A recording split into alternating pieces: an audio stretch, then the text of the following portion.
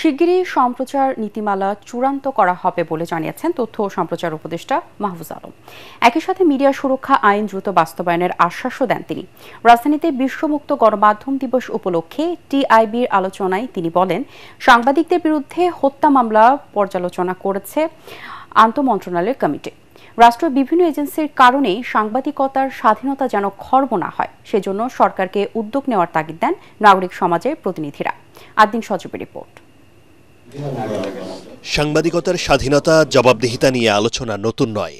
২৪ August Awami সরকারের পতনের পর বিশ্ব গণমাধ্যম দিবসের এই আলোচনায় খোলামেলাভাবে উঠে আসে সাংবাদিকদের আর্থিক ও সামাজিক নিরাপত্তা, হয়রানি সহ গণমাধ্যমের নানা চ্যালেঞ্জ। প্রচার হওয়ার পর থেকে বিভিন্নভাবে এই যে প্রধানমন্ত্রী দপ্তর থেকে শুরু করে বিভিন্ন জায়গা থেকে আমার চাকরিচ্যুত করার জন্য আমরা বহু চেষ্টা করছি, সেটা পারিনি। টিআইবির নির্বাহী পরিচালক ডক্টর ইফতেখারুজ্জামান বলেন, সাংবাদিকতার স্বাধীনতা খর্ব হয় রাষ্ট্রের নিরাপত্তা এজেন্সির কারণে। এ বিষয়টি জোরালোভাবে তথ্য মন্ত্রণালয়ের নজরে আনেন সিনিয়র সাংবাদিক ও মালিকরাও। যে প্রতিষ্ঠানগুলো সবচেয়ে বড় খর্ব করার হাতিয়ার হিসেবে ব্যবহার করা হয়েছে এবং তারা নিজেরা ব্যবহার করেছে, তাদের ক্ষমতা, তাদের জুরিসডিকশনটাকে ভায়োলেট করে রীতিমতো, সেটা হচ্ছে সিকিউরিটি এজেন্সিসগুলো। সেখানে কিছু ব্যক্তির পরিবর্তন হয়েছে। প্রতিষ্ঠানগুলোর সংস্কার দরকার, আমূল সংস্কার দরকার। কারা আমাদের নিউজ করতে বাধা দেয়? বিভিন্ন সিক্রেট এজেন্সিস। আজকে যে এই যে 16 ধাপ আমি এগোতে পেরেছি, কখন? Because this interim government. সরকার বা বিভিন্ন গোষ্ঠীর ওপর অনেক গণমাধ্যম নির্ভর করে জানিয়ে গণমাধ্যম সংস্কার কমিশনের প্রধান কামাল আহমেদ বলেন, সাংবাদিকদের আর্থিক নিরাপত্তা নিশ্চিত করতে পারলেই স্বাধীন সাংবাদিকতার পথ সুগম হবে।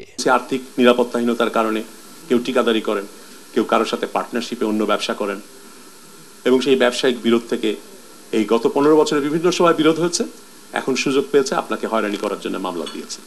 আমাদেরকে তাই খুব ক্লিয়ারলি চিহ্নিত করতে হবে যে সাংবাদিকতার জন্য কোন মামলাটা হয়েছে, তাহলে খুব স্পষ্টভাবে সেটার বিরুদ্ধে অবস্থান নেওয়া সম্ভব। এই দায়িত্বটা পালন করার জন্যই আমরা কিন্তু কমিশনের কথা বলেছি। এ সময় তথ্য ও সম্প্রচার উপদেষ্টা মাহফুজ আলম বলেন, দলীয় রাজনীতিতে জড়িয়ে পড়ায় সাংবাদিকরাই বেশি ক্ষতির মুখে পড়ছেন।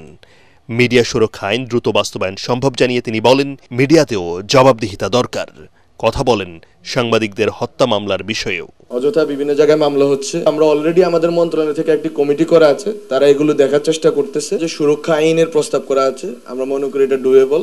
এই আইনের কিছু কিছু ধারাতে আরো বেশি আমাদের কমিশনের সাথে একটু বসা দরকার, স্টেক হোল্ডার মিট করে আমরা এই সম্প্রচার নীতিমালাটা হয়তো ফাইনালাইজ করার চেষ্টা করব খুব শীঘ্রই। গণমাধ্যম কর্মীদের হয়রানি বন্ধেও সরকার কাজ করছে বলে জানান তথ্য উপদেষ্টা। আলোচনা যেটা মামলা এবং আদিন সজীব, এটিএন বাংলা, ঢাকা।